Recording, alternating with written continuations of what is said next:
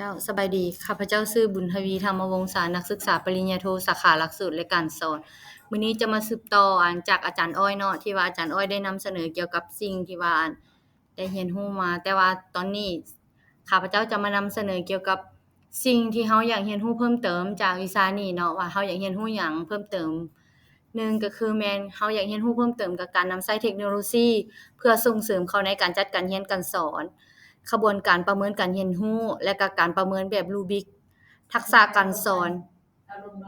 ที่นำใช้หลายที่สุดในปัจจุบันเนาะแล้วก็มีผลการเรียนรู้อย่างมีประสิทธิภาพการออกแบบกิจกรรมการเรียนการสอนการออกแบบการสอนแล้วก็การจัดรูปแบบการเรียนรู้ที่ว่าทางกลุ่มเราทางนักศึกษาสาขาของเรารุ่นที่12นี่ได้ร่วมกันสำรวมเนาะว่าสิ่งที่เราอยากเรียนรู้เพิ่มเติมแม่นจะมีอยู่6ปัญหาที่ว่าทางเราอยากเรียนรู้เพิ่มเติมหั้นเจ้าขอขอบใจ